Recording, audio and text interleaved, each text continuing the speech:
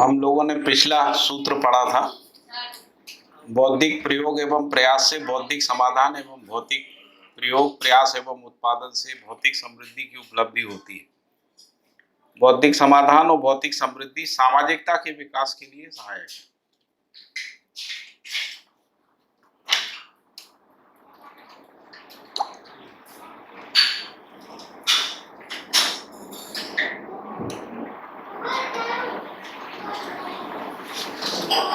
फिर अगला सूत्र है कि अमानवीय समुदायों के गठन के मूल में भ्रमित मानवों व बलवान जीवों अर्थात क्रूरता का भय है। जो समुदाय चेतना का विकास हुआ उसके मूल कारण बता रहे हैं कि जो भ्रमित मानव है वो बलवान जीव है।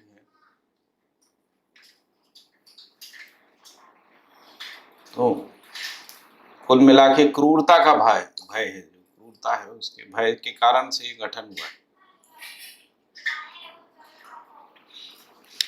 इसी प्रकार मानव समुदाय गठन के मूल में प्राकृतिक भय, पाश्विक भय और मानव में निहित अमानवीयता के भय से मुक्त होना लक्ष्य है। तो मानव समुदाय का जो गठन होना है उसमें मूल कारण जो बता रहे हैं कि तीनों भयों से मुक्त होना है, यानी अभय को प्राप्त करना है ना, जीव जानवरों का भय। आज हम लोग अगर देखेंगे तो स्टार्टिंग में जो कबीला हम लोग बना देते तो अल्टीमेटली जानवरों से बचने के लिए मंदिर भी इसीलिए बनाते थे। अभी आप पुराने मंदिरों में जाएंगे तो ऐसे ढोल बजाए जाते थे जिसको बजाने से जानवर भाग जाते। घंटे भी ऐसे ही बजाए जाते ताकि सोने से पहले है ना जानवर भाग जाए दूर थोड़ा सा। तो भय ही मूल कारण था, दोनों प्रकार का भय था। मतलब ये प्राकृतिक भय, पशुओं का भय। तो प्राकृतिक भय में ये उम्मीद थी कि हमको ईश्वर बचा लेगा। ऐसा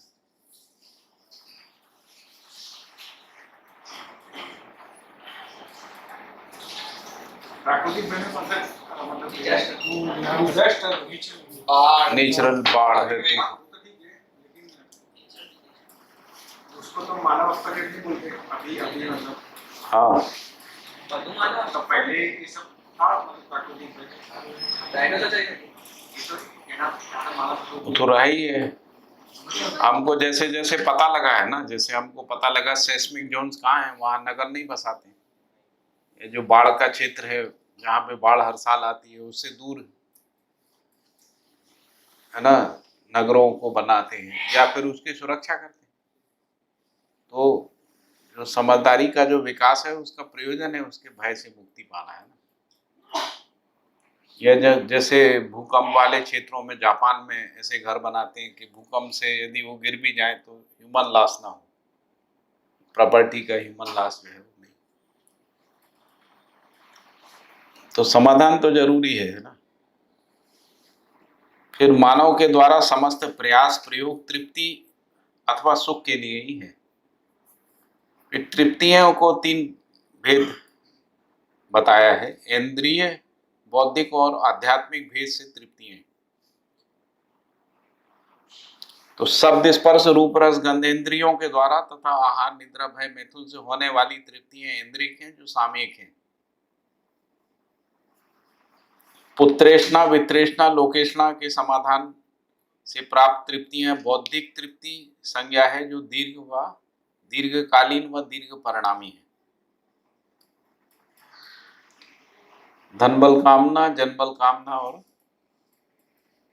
यश बल कामना इस रूप में। पुत्रेष्णा वित्रेष्णा लोकेष्णा है। धन बल कामना ही समृद्धि है ना। और पुत्रेष्णा जिसको अपन वित्तेष्णा पुत्रेष्णा कह रहे हैं ना। पुत्रेष्णा का मतलब है संगठन बनाना, समूह संगठित होना। और यश बल कामना है ना समाधान को प्रतिष्ठित करना।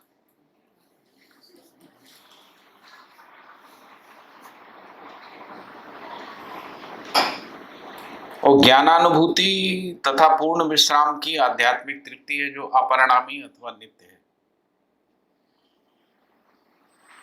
वित्तृष्णा को और स्पष्ट किया है। सदुपयोगिता के अर्थ में न्याय, दृष्टिपूर्वक, धन, बल, कामना की वित्तृष्णा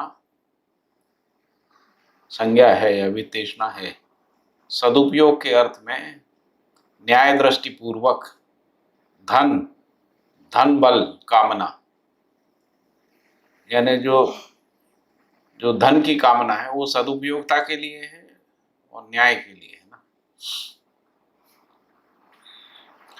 तो धन जो है आहार, आवास, अलंकार, दूरगमन, दूरदर्शन, दूर समन संबंधी वस्तुएं। पुत्रेष्णा यानी परिवार, समाज व्यवस्था के अर्थ में जन, बल, कामना एवं वंश वृद्धि में विश्वास ही पुत्रेष्णा संज्ञा है। फिर लोकेष्णा अखंड समाज व्यवस्था के अर्थ में न्याय, धर्म, दृष्टिपूर्वक, यश, बल, कामना ही लोकेष्णा है। समाधान कैसे और क्यों की पूर्ति ही समाधान है। विश्राम जिसमें श्रम नहीं समाधान है। विश्राम का मतलब जिसमें श्रम नहीं समाधान है। समस्या ही श्रम है ना, समाधान ही विश्राम है। जिसके द्वारा श्रम नहीं होता है वह अनुभूति ही विश्राम है। फिर इंद्रियों का परिभाषा है, इच्छा अनुसार द्रवित होने वाले अंग की इंद्रिय संज्ञा है ना। इच्छा अनुसार द्रवित होने वाले अंग को इंद्रिय, बोध कराने वाले अंग को बुद्धि और सह अस्तित्व में अनुभूत अंग आत्मा समस्त आत्माओं के आधारभूत सत्ता या आध्यात्म या परमात्मा संज्ञा है। समस्त आत्माओं के आधारभूत सत्ता की आध्यात्म या परमात्मा संज्ञा है। तो परमात्मा जो है उसका पहचान आत्मा में ही होता है। आत्मा में परमात्मा का वास है, ऐसा भी कह सकते या सत्तामयता के रूप में आत्मा में परमात्मा पारगामी है। परमात्मा जो है सभी आत्माओं में, जितनी भी आत्माएं हैं उन सबकी आधारभूत सत्ता है, ऐसा है। समस्त आत्माओं के आधारभूत सत्ता की आध्यात्म व परमात्मा संज्ञा है। आवश्यकता तथा उपयोगिता का निर्णय उपरोक्त तीन तृप्ति कारक अथवा सुख कारक लक्ष्य भेद से निर्णय किया जाता है। आवश्यकता का निर्णय इन्हीं तृप्तियों के आधार पर होता है और उपयोगिता का निर्णय भी इन तीनों तृप्तियों के आधार पर होता है। तीनों तृप्तियों मतलब इंद्रिय तृप्ति, बौद्धिक और आध्यात्मिक। बौद्धिक तृप्ति यानी वित्तृष्णा, पुत्रेष्णा, लोकेष्णा, और आध्यात्मिक तृप्ति जिसको ज्ञानानुभूति कह रहे हैं। ज्ञानानुभूति या पूर्ण विराम ही आध्यात्मिक तृप्ति जो अपरिणामी है, यानी ब्रह्मानुभूति, प्रेमानुभूति, उसी को कह रहे हैं कि निरंतर है।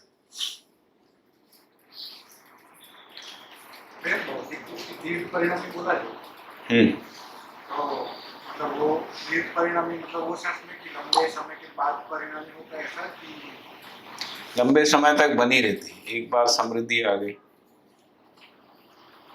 एक बार वंश बन गया है ना, एक बार यश हो गया, दीर्घ काल तक रहता है। आध्यात्मिक निरंतर रहती है। लंबे समय तक होगा, लेकिन फिर ऐसा भी हो सकता है कि आगे ना, क्योंकि आगे अगर पुनर्जन्म हो गया तो नहीं भी हो सकती, नए सिरे से होगा। क्या क्या क्या क्या फिर से मतलब एक पुनर्जन्म क्या बोला? ज्ञानानुभूति तो अनंत जन्मों तक बनी रहेगी। हाँ, लेकिन पुत्रेष्णा, वित्तृष्णा, लोकेष्णा एक ही जन्म तक रहती है। मतलब इस जन्म में आपने जो भी यश अर्जित किया वो अगले जन्म में उसकी निरंतरता नहीं है। ऐसा भी आई थिंक उसको वो भी कह सकते हैं कि बुद्धि में है तो वो जो साक्षात्कार है तो भी वो स्टेप बाय स्टेप मीन्स जो का साक्षात्कार होता है तो उतने का ही दिव्य परिणाम मिलता है। बाकी पूर्ण तो अभी आत्मा में आएगा, पूरा साक्षात्कार होगा तभी, ऐसे देख सकते हैं। हाँ, साक्षात्कार हो गया तो भी निरंतरता है उसके बाद। तभी वो आत्मा है। साक्षात्कार होता है तो बोध होता ही है, हाँ, वही तो बोध वो होता है तो अनुभव आत्मा में आएगा। लेकिन बोध है तो बोध सपोज पूरे का बोध एक साथ नहीं होता। वो जो मीन्स वो तो जो जिसको हो जाएगा तो वो तो आत्मा अनुभव में आ जाएगा डायरेक्ट। लेकिन अभी बोध है तो बोध में जैसे जैसे थोड़े थोड़े जैसे पॉइंट्स हमारे ये क्लियर होते जाते हैं तो उस सबका वो बोध थोड़ी है, हाँ, वो बोध नहीं, नहीं साक्षात्कार भी नहीं। अभी हम समझ रहे हैं, इसको नहीं बोल रहा हूँ। हाँ, लेकिन सपोज हम जैसे ही पूरा आंशिक रूप में साक्षात्कार होता है कि नहीं होता है सब? नहीं, नहीं, मतलब जैसे अर्थ ग्रहण होता है, किसी वस्तु का अर्थ ग्रहण होता है बस। अर्थ ग्रहण यानी शब्दों के अर्थ पता लग जाते हैं, वाक्यों के अर्थ, भावार्थ जिसको कहते हैं, भावार्थ पता लगे, वो भी सुख कारक है। तो फिर सपोज एग्जांपल लेते हैं, कोई चीज है, ठीक है, कोई पॉइंट है, तो एकदम ठीक से समझ में आ गया और एकदम समझ में आ गया और उस तरह से मेरा जीना भी बन गया वो, तो फिर वो अनुभव में नहीं होगा, ऐसा कैसे? मतलब है? अनुभव में और एक्स्ट्रा क्या होगा फिर? यदि आपको समझ में आ गया, जीने में आ गया, तो खेल ही खत्म हो गया बस। और नहीं, मैं पूरा की बात नहीं कर रहा हूँ भैया, कोई हाँ। ठीक है, कोई एक पॉइंट है, क्या है? पूरा की बात नहीं कर रहा हूँ। सपोज कोई एक साक्षात्कार खंड खंड नहीं होता। नहीं, वो एक्चुअली उसको ऐसे हम पूछना चाहते हैं। I think मैं समझ रहा हूँ उस हिसाब से कि नॉर्मली जैसे भी साक्षात्कार कोई एक मोमेंट पे ही साक्षात्कार हो जाएगा ऐसा तो है ही नहीं। तो अभी उसके पहले साक्षात्कार जब अनुक्रम जुड़ जाते हैं तब साक्षात्कार। हाँ, तो वो जो अनुक्रम वाला पार्ट है तो उसको ऐसे बोल सकते हैं ना, जो भैया भी पूछ रहे हैं कि भाई पार्शियल साक्षात्कार मीन्स कि अभी अनुक्रम में जो जो जो जो जो होता है वो एक टाइम पे पूरा होगा तो उसको फिर साक्षात्कार पूरा होगा तभी साक्षात्कार कहेंगे, नहीं तो साक्षात्कार नहीं कहेंगे। तब तक लेकिन विचार बोध- क्रिया है या तब चिंतन तक क्रिया बोध बोल सकते हैं ना उसको, है। बोध हुआ वैसा बोल सकते हैं ना। साक्षात्कार के बाद बोध कहाँ हुआ? बोध तो नहीं, नहीं, जैसे साक्षात्कार अभी के बाद। पानी का बोध, हैं? पानी पीने से प्यास बुझती है, ये तो एक स्टेटमेंट होगा, ठीक है, लेकिन पानी से जो प्यास बुझती है वो उसका बोध, मतलब वो समझ में आ गया, मतलब वो निरंतर है, वो निरंतरता है उसकी, तो उसका बोध हुआ ऐसा कह सकते हैं, उसका साक्षात्कार हुआ ऐसा कह सकते हैं। प्रश्न ये है, अभी तो पूरा साक्षात्कार तो हुआ नहीं है, लेकिन पानी पीने से वो प्यास, अक्षर बोध, संख्या बोध, वस्तु बोध, उसके अर्थ में बोल रहे हैं ना, वो ऐसा प्रयोग करते हैं।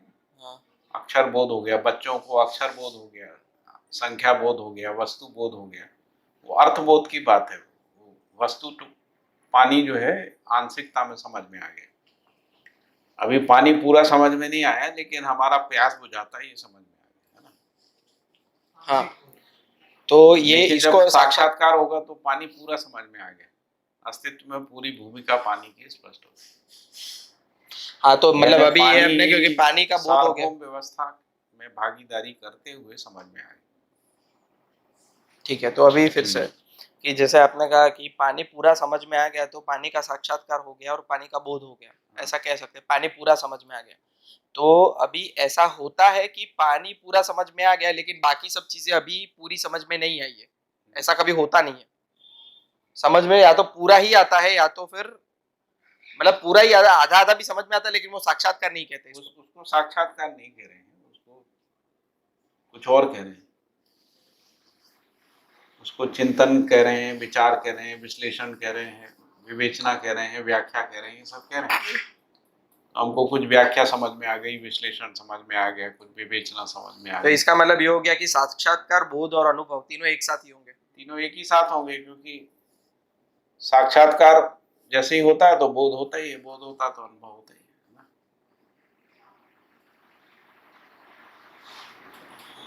ना। फिर साक्षात्कार का प्रमाण आता है जीने में। साक्षात्कार जिस का हुआ है उस वस्तु का जीने में प्रमाणित होती है, तब वो फिर उसको अवधारणा बोध बोलते हैं ना। साक्षात्कार का मतलब अवधारणा पूरी हो जाना है ना, यानी सारे अनुक्रम जुड़ गए, हमको पूरी तरह से स्पष्टता आ गई, आंशिक रूप से स्पष्टता नहीं है ना, उसको साक्षात्कार कहें। साक्षात्कार में दो मतलब यदि क्रिया में अनुक्रम जुड़ गया तो क्रिया का साक्षात्कार हो गया, और यदि स्थिति प्रतीति में आ गई तो साक्षात्कार हो गया। मतलब स्थिति के प्रति डाउटलेसनेस आ गया है ना, तो साक्षात्कार। असंदिग्धता आ गई, साक्षात्कार। अब वो असंदिग्धता जीने में प्रमाणित हो गई, बोध हो गया, बोध हुआ तो अनुभव हो गया। तो साक्षात्कार, बोध और अनुभव जब तक साक्षात्कार नहीं रहता है, हमको आंशिकता में संदिग्धता बनी रहती, पता नहीं ऐसा है वैसा है। उसके लिए हम प्रयास करते हैं, समझने के लिए प्रयास करते हैं, जिसको विचार करना कहते हैं, जिसको चिंतन करना कहते हैं। चिंतन जो है स्थिति वाचक जो वस्तुएं हैं उसका चिंतन होता है, और जो क्रियावाचक हैं उनका विश्लेषण होता है, विवेचना होती, व्याख्या होती। स्थितिवाचक वस्तु मतलब जैसे न्याय है, से न्याय है, धर्म है, सत्य है, विश्वास है। हाँ वही सभी मूल्यों को मिला के न्याय बोलते हैं, यदि वो हमको स्पष्ट हो। स्थितिवाचक वस्तु का चिंतन होता है, और दूसरी कौन सी? क्रियाओं का चित्रण होता है।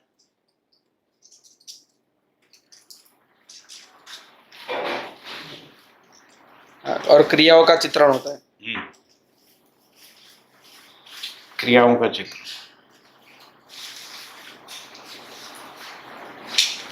क्योंकि क्रिया गति के रूप में होती है।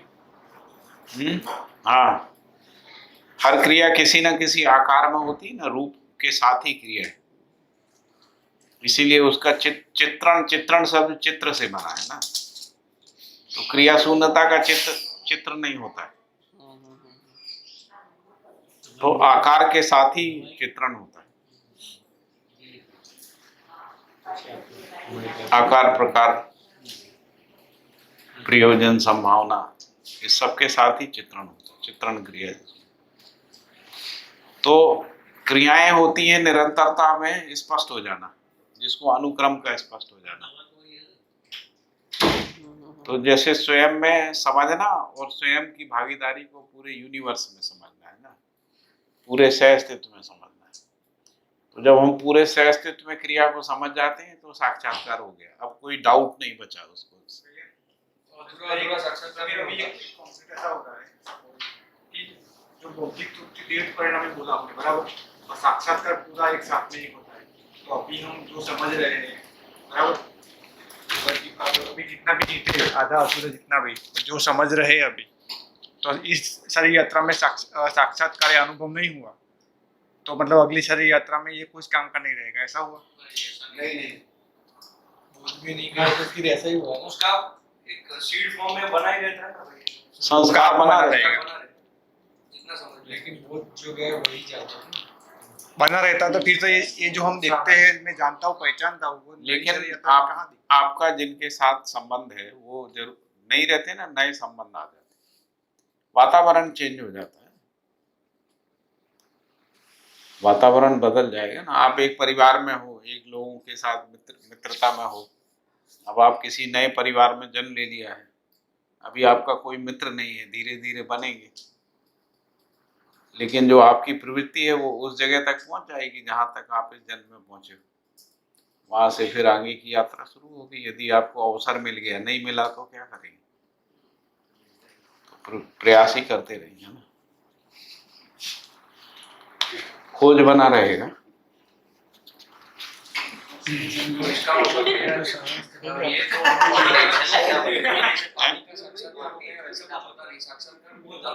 अगर सारी चीजों का हुआ तो ही उसको साक्षात्कार बोले। ऐसे अलग अलग टुकड़ों में किसी का साक्षात्कार नहीं होता कोई भी चीज। पहले पठन, फिर श्रवण, फिर मनन पूरा होना साक्षात्कार। पहले हम पठन करते हैं, किताबें पढ़ते हैं, तो उसके कुछ कुछ शब्द हमको पता लगते हैं ना, इसको पठन करें। अर्थ जब स्मृति में ठहर जाए तो श्रवण, नहीं तो श्रवण भी नहीं हुआ। किताब में लिखा हुआ है, हमारी स्मृति में नहीं है, तो श्रवण नहीं हुआ है, उसको श्रवण नहीं करें, है ना। और जो श्रवण है वो अर्थ सहित श्रवण होता है, यदि अर्थ नहीं है, केवल रिफ्लेक्स एक्शन है ना, तो वो श्रवण नहीं है। आपसे किसी ने पूछा, आपने वैसा का वैसा रिपीट कर दिया है ना, उसको मेमोरी, अर्थ को समझा नहीं, वो श्रवण क्रिया नहीं। तो श्रवण होने के बाद ही मनन क्रिया शुरू होती। जब आपके अंदर जो है अर्थ हैं सारे, तभी हम उन अर्थ की कनेक्टिविटी को देख पाते हैं। शब्द से अर्थ, अर्थ से परिभाषा, परिभाषा से अवधारणा, अवधारणा से दर्शन, है ना, इस प्रकार से सीक्वेंस है। तो भैया ये साक्षात्कार एग्जिस्टेंस का होता है पहले तो, हैं? एग्जिस्टेंस में जो कुछ भी है और कैसा भी है उसका साक्षात्कार होता है। तीनों प्रकार का होगा ना, अस्तित्व ज्ञान, जीवन ज्ञान, मानवीयता पूर्ण आचरण ज्ञान, न्याय, धर्म, सत्य, इन सबका साक्षात्कार होता हाँ, तो वो अनुभव है। लक्ष्य का साक्षात्कार होता है, दिशा का साक्षात्कार होता है, सबका होता है। तो वो होगा तभी अनुभव होगा। उससे साक्षात्कार बहुत अनुभव। उससे पहले अनुभव नहीं होगा। अनुभव की रोशनी में पठन होगा, अनुभव की रोशनी में मनन होगा, श्रवण होगा, मनन होगा, तो अगर ये अनुभव की रोशनी में। जैसे उत्तर होगा तो ये अनुभव, ये साक्षात्कार हुआ ऐसा कुछ, हाँ, बाकी उससे पहले नहीं। तो अभी उससे पहले हम जो अनुभव है उसका अनुकरण अनुसरण करते हैं, अनुसरण करते हैं, फिर अनुकरण करते हैं, है ना। तो अनुसरण भाषा का भी होता है, आचरण का भी होता है ना। अनुकरण जो है वो सिद्धांतों का होता है, नीतियों का होता है, उसका अनुकरण होता है। तो जी के देखते हैं ना अनुकरण। तो जी के देखने का जो फ्रेमवर्क है वो तो मध्य दर्शन में मिला है, जिसको अपन अनुभव की रोशनी कह रहे हैं। इससे पहले था ही नहीं। इससे पहले हम जिस परंपरा में थे, अनुभव नहीं था, तो पढ़ते बहुत थे लेकिन कुछ दिखता नहीं था आगे का, है ना, ऐसा था। तो अनुभव की रोशनी में जी के देखते हैं, फिर अच्छा लगता है, अच्छा लगता है, हाँ कि भाई ये रास्ता हाँ है और उस पे जाना है। हाँ, तो उससे निश्चय बनता है। फिर यही सूत्र जोड़ते जोड़ते आपका मनन पूरा होता है। मनन पूरा होता है, मनन पूरा हो गया यानी वस्तु के प्रति असंदिग्धता आ गई, डाउटलेसनेस हो गया। अब कोई संदेह नहीं है, शक नहीं है, भ्रम नहीं है, अधूरापन नहीं है, अज्ञान नहीं है ना। वस्तु पूरी स्पष्ट हो गई। भास का मतलब है वस्तु आंशिकता में स्पष्ट हुई है। कल्पना में वस्तु कोई है ऐसा हमारी कल्पना में स्वीकार है, उसको भास कह रहे हैं।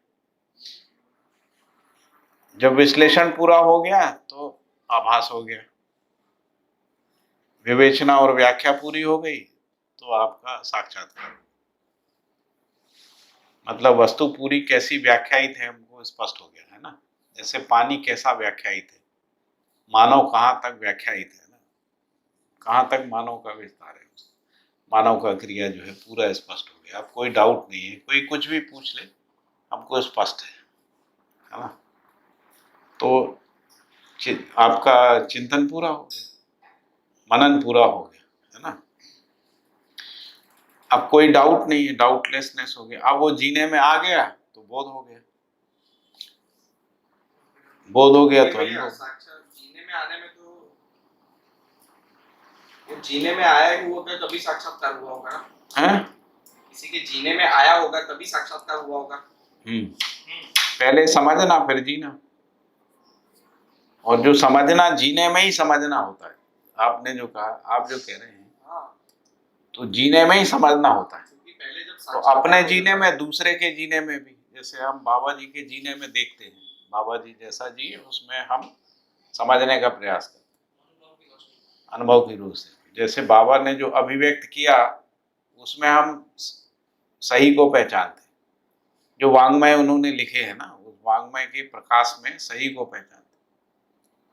सही को पहचानते हैं यानी जो उन्होंने लिखा वो हमको समझ में आ रहा है, मानव परंपरा में, अस्तित्व में दिख रहा है, नेचर में दिख रहा है। यदि वो दिख रहा है तो हम कहेंगे समझ में आ रहा है, समझ गए। अब हमको कोई डाउट नहीं है, हमको कोई संदेह नहीं, हमको सब स्पष्ट हो गया, यानी पूरा दिख गया, समझ में आ गया, तो साक्षात्कार हो गया। फिर भी एक गुंजाइश बनी है ना। शंका तो नहीं कहेंगे उसको, लेकिन यदि हम समझ गए हैं तो फिर हमारे अंदर ही ये इच्छा होती कि ये प्रमाणित और हो जाए। यदि वो प्रमाणित हो गया तो जो हमको साक्षात्कार हुआ है उसका बोध हो गया। तो वो प्रमाणित होने में और साक्षात्कार होने में भैया समय तो लगेगा। समय लगेगा। तो समय लगेगा मतलब साक्षात्कार और बोध।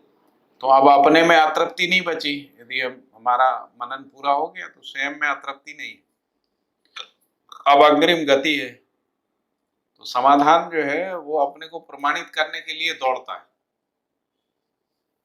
जैसे आप कोई चीज समझ गए, समझाने के लिए दौड़ते ही, अवसर मिल गया तो आप समझा लेते, अवसर नहीं मिला तो ऐसा लगता है कि कोई अवसर मिलेगा मैं समझा पाऊंगा, ऐसा विश्वास रहता ही। समझा पाए तो प्रमाणित हो गया, है ना। तो प्रमाणित हो गया तो वस्तु का बोध हो गया, अवधारणा का बोध हो गया, है ना। चिंतन प्रमाणित हो गया। फिर अगर किसी को अनुभव हुआ है उसका प्रमाण और कोई उसके द्वारा मतलब अनुभव करेगा तभी उसका प्रमाण मिलेगा। आचरण समझे हुए को समझा पाना समझे हुए का प्रमाण है। सीखे हुए को सिखा पाना, सीखे हुए, किए हुए को करा पाना किए हुए का प्रमाण। मानवीयतापूर्ण आचरण समझ में आ गया, मानवीयतापूर्ण आचरण समझा दिया। मानवीयतापूर्ण आचरण हमने व्यवहार, मानवीयतापूर्ण आचरण का हमने व्यवहार कर लिया, दूसरे को व्यवहार करना सिखा दिया। मानवीयतापूर्ण व्यवस्था में हम जी लिए, दूसरे को जीना सिखा दिया। तो ये उसका प्रमाण है। समझे हुए को समझा पाना समझे हुए का प्रमाण है। सीखना व्यवहार होता है ना, व्यवहार को सीखना पड़ता है, और जो व्यवस्था होती है उसको करना कराना होता है। प्रमाण अनुभव से कम में होता है। अनुभव से कम में प्रमाण, जो ये जिसको हम लोग अनुभवगामी विधि कह रहे हैं, उसमें पहले प्रमाण आता है। प्रमाणों का ही अनुकरण अनुसरण करने से व्यवस्था आती है, क्योंकि व्यवस्था प्रमाणभूत होती है ना। अभी भी ऐसा ही होता है। जैसे मान लीजिए कि इन्होंने भैया ने बिना पेस्टिसाइड का अच्छा पपीता पैदा कर लिए, प्रमाण हो गया, तो लोग उस प्रमाण का अनुसरण करते। आपने कैसे किया था, हमने ऐसे किया, तो वो करते। तो प्रमाण का ही अनुकरण अनुसरण होता है। तो हम जीने में जितना जितना प्रमाणित होता जाता है उतना उतना हमारे गति व्यवस्था की ओर बनती जाती है। ऐसा हाँ।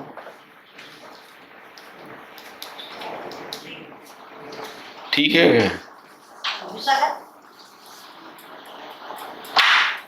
ब्रह्म का आभास हो जाना ही मानवीयता है। आभास हो गए यानी मानवीयता में संक्रमित हो गए। तो इसका मतलब प्रतीति हो जाना देव मानवीयता है। अनुभव बोध हो जाना दिव्य मानवीयता। तो इसका मतलब उसमें ये हो गया, निरंतरता है?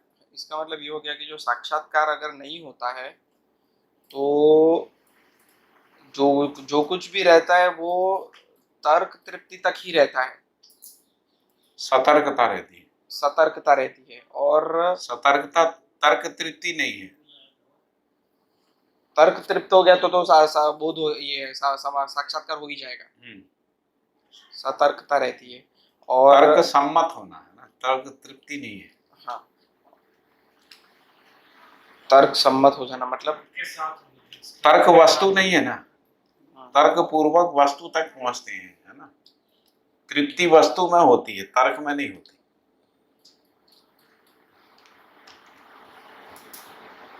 तर्क रास्ता है। तर्क सेतु है, वस्तु नहीं है। वस्तु तक पहुंचने के लिए तर्क रास्ता है, ठीक है। तो अभी जैसे भास आभास प्रतीति और अनुभूति की बात करते हैं, तो प्रतीति हो जाएगी मीन साक्षात्कार हो जाएगा। प्रतीति हो गई यानी देव मानव हो गए। प्रतीति मतलब सभी वस्तु की प्रतीति हो गई तब। हाँ, कुछ वस्तु की प्रतीति हो सकती है। प्रतीति मतलब, तो वो प्रतीति कहाँ पर होती है? मतलब चित्त में, चित्त में, चित्रण में होती है। उसका मतलब चिंतन और चित्रण में। चिंतन में यानी स्थिति में, चित्रण में यानी गति में। तो भैया वही तो मैं पूछ रहा हूँ। दर्शन गति में स्पष्ट होता है और स्थिति स्थिति में। तो न्याय की प्रतीति होना, हाँ, मतलब जैसे अगर पार्शियली अगर प्रतीति होती है तो फिर न्याय की प्रतीति होती है, विश्वास की नहीं, प्रतीति एक होती है। संबंध में हो गई, हाँ। एक से अधिक संबंधों में होना विशेष है। तो एक संबंध में जब प्रतीति हो गई तो इसका हाँ। मतलब कि उस संबंध की उससे प्रतीति संभावना बन गई। एक संबंध में विश्वास पूर्वक जी लिए तो एक से अधिक संबंध में विश्वास पूर्वक जी सकते हैं। विश्वास ये अपना संभावना हो जाती है।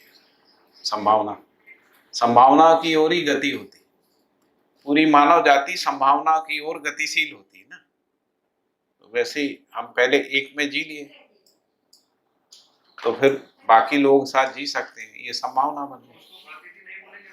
हैं? आभासी है ना, प्रतीति है ना, सब में जी लिए, प्रतीति हो गई। प्रतीति मतलब साक्षात्कार। नहीं तो फिर साक्षात्कार हुआ तो बोध हो गई। तो जैसे भास आभास प्रतीति अनुभूति, तो आभास होता है तब तक तो ठीक है, लेकिन जब प्रतीति होती है तो जैसे ऐसा हो सकता है कि कुछ मतलब संबंधों में प्रतीति हो गई, ठीक है, मतलब न्याय की प्रतीति हो गई, विश्वास की प्रतीति हो गई, प्रेम की या तो स्नेह की नहीं हुई, ऐसा हो सकता है। उसको आभास बोलेंगे। न्याय का ही होगा ना प्रतीति। एक मूल्य भी समझ में आता है ना, तो हाँ। बाकी सब मूल्य तो साथ में ही रहते हैं। न्याय हुआ तो जैसे विश्वास, यदि आप में विश्वास हो गया तो सभी मूल्य रहते हैं। विश्वास तो सभी मूल्य रहते हैं। यानी किसी दो लोगों में विश्वास और स्नेह नहीं, वैसा थोड़ी होता है। विश्वास होगा और ममता वात्सल्य कृतज्ञता नहीं होगा, ऐसा होता ही नहीं। ऐसा होता ही नहीं है। तो इसका मतलब ये हो गया कि सभी मूल्यों की प्रतीति एक साथ होती है। फिर धर्म और सत्य की प्रतीति होती है। हाँ, होती है ना। तो न्याय की प्रतीति और धर्म की सत्य प्रतीति अलग अलग है। तो न्याय की प्रतीति हो और धर्म की अभी प्रतीति नहीं हुई, अभी आभास तक की, ऐसा हो सकता है। न्याय को समाधान मान लीजिए, धर्म सर्वतोमुखी समाधान है। जब समाधान सभी में हो गया तो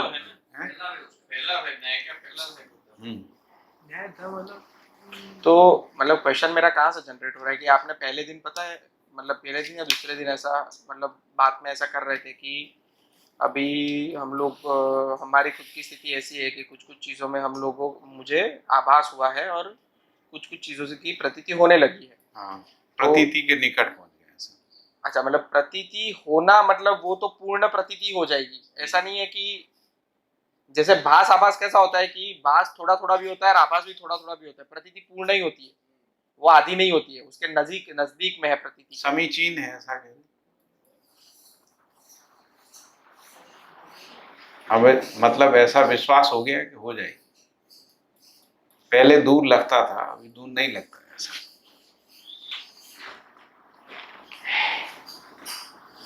समझ गए, मतलब प्रतीति के समीचीन है, तो प्रतीति होगी तो पूर्ण ही होगी और प्रतीति होगी तो साक्षात्कार होगा। साक्षात्कार का मतलब वास्तविकता के साथ तदाकार हो जाना, वास्तविकता यथार्थ सत्यता के साथ तदाकारता हो जाना साक्षात्कार। जीने में प्रमाणित हो जाना, तद्रूप हो जाना। जीने में प्रमाणित हो गए, तद्रूप, और नित्य सहअस्तित्व में आ गए, अनुभव हो गया, यानी तद सानिध्य है। वो निरंतर सानिध्य बना ही हुआ है ना। तो तदाकारता, तद्रूपता और तद सानिध्य, तीन स्टेप है। जैसे न्याय के साथ तदाकार हो गए, न्याय में जी लिए, परिवार न्याय में, समाज न्याय में जी लिए, है ना। तो अब हम तद्रूप हो गए, न्यायमय हो गए। फिर हमारे व्यवहार की अभिव्यक्ति व्यक्ति की नहीं है, न्याय की अभिव्यक्ति है मेरे व्यवहार में, है ना। ऐसा उसको कह रहे हैं तद्रूपता, है ना। फिर निरंतर न्याय के अर्थ में ही व्यवहार कार्य हो जाना, वो न्याय का सानिध्य है। तो जागृति का सानिध्य ही, जिसको अपन कह रहे हैं कि तत्सानिध्य, मतलब निरंतर हमारे कार्य व्यवहार विचार में जागृति का बना रहना, तत्सानिध्य। तद जो है वो सहअस्तित्व और व्यापक के अर्थ में है ना। सत्तामयता ही तद है ना। सत्तामयता के साथ तदाकार हो जाना, सत्तामयतामय हो जाना है ना, तद्रूप हो जाना, और नित्य सह अस्तित्व बने रहना, सानिध्य हो जाना।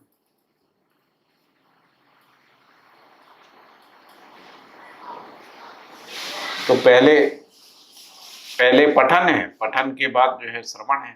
श्रवण का मतलब है पढ़ी हुई वस्तु का अर्थ ग्रहण हो जाना, अर्थ ग्रहण, है ना। क्योंकि अर्थ ग्रहण होगा तभी चिंतन क्रिया शुरू होगी या मनन क्रिया शुरू होगी, है ना, मनन क्रिया शुरू। तो जो वस्तु का अर्थ हमको स्पष्ट हुआ है, वस्तुओं का प्रयोजन स्पष्ट हो जाना, लक्ष्य स्पष्ट हो जाना, दिशा स्पष्ट हो जाना, प्रयोजन स्पष्ट हो जाना, यानी चिंतन पूरा हो गया। चिंतन, उसी का नाम साक्षात्कार। ये कब होता है? जब हमको कोई भी वस्तु सह अस्तित्व में दिख जाती है, सह अस्तित्व। जैसे मैं अपना होना सह अस्तित्व में देख लूं, है ना, तो मैंने आत्मा में सह अस्तित्व में देख लिया, यानी व्यापक वस्तु के साथ सह अस्तित्व में देख लिया, है ना। फिर जीवन और शरीर के सह अस्तित्व में देख लिया, मानव को परिवार के सह अस्तित्व में, परिवार को समाज के सह अस्तित्व में, समाज को, है ना, विश्व के सह अस्तित्व में, है ना, विश्व को प्रकृति के सह अस्तित्व में, उसकी अविभाज्यता को पहचान लिया, प्रयोजन को, लक्ष्य को, दिशा को पहचान लिया। अब कुछ जानने के लिए शेष नहीं बचा। ठीक है, अब इसको देख लिया, एक समझने का पार्ट हो गया। अब इसके बाद उसमें जीना, सह अस्तित्व में जीना, यानी हमने संबंध को पहचान लिया, संबंध में जीने लगे, निर्वाह, निरंतरता के रूप में, है ना।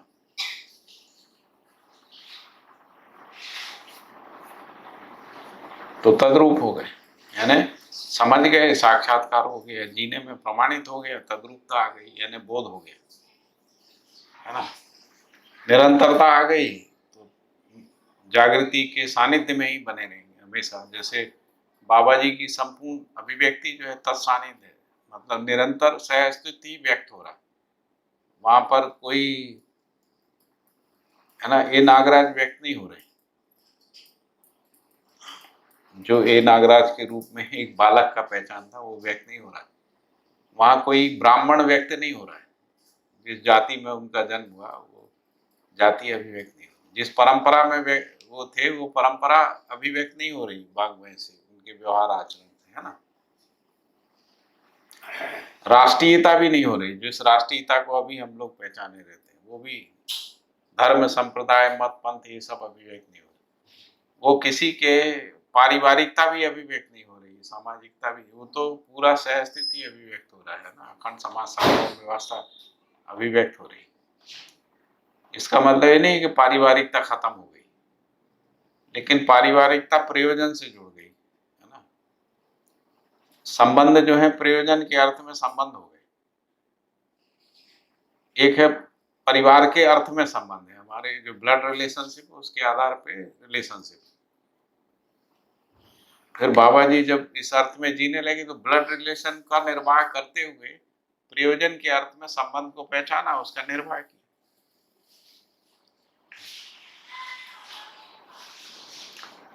समझा पा रहे हैं कि नहीं समझा पा रहे हैं? समझा पा रहे हैं?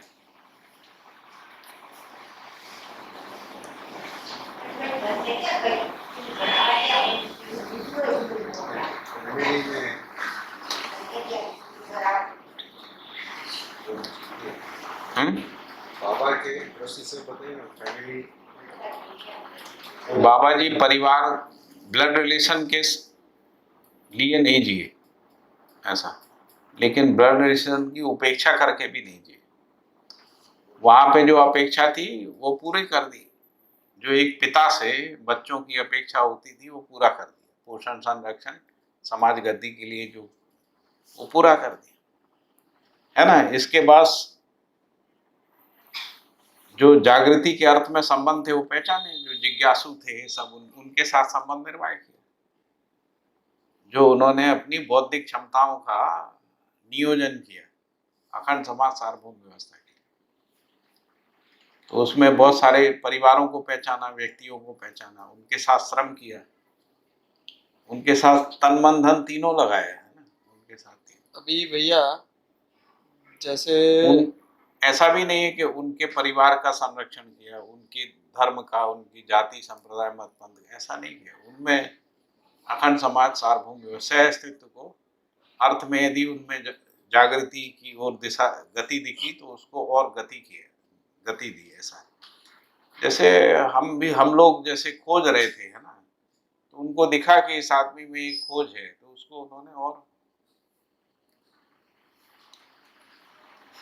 आगे बढ़ा दिया। ऐसे ही होता है। इसमें भैया जैसे मतलब जो 10 क्रिया है उसमें एक तो स्थिति क्रिया है और दूसरी गति क्रिया है। तो गति क्रिया में अगर देखेंगे तो चित्रण क्रिया तक सक्रिय रहता है। मानव शरीर और मानव जीवन का अगर संयुक्त रूप देखें तो चित्रण क्रिया तक सक्रिय रहता है अपना। और बुद्धि फिर और आत्मा में भी तो रहता है। प्रमाण जो है गति है, संकल्प जो है गति है। नहीं, वो तो गति है, लेकिन अभी जब भ्रमित मानव अवस्था है, हाँ, भ्रमित मानव में कह रहे हैं। हाँ, भ्रमित मानव की बात कर रहे हैं, तो भ्रमित मानव में तो चित्रण तक ही सक्रिय रहता है। फिर जब हम लोग स्थिति क्रिया की बात कर रहे हैं तो स्थिति क्रिया में तो चिंतन या साक्षात्कार क्रिया सक्रिय नहीं है अभी तक। अभी तक तो सिर्फ तुलन क्रिया ही न्याय धर्म सत्य और प्रिय हित लाभ, ये 6 क्रिया, मतलब ये 3 में से सिर्फ प्रिय हित लाभ ही सक्रिय है। न्याय धर्म सत्य भी पूरा सक्रिय नहीं है।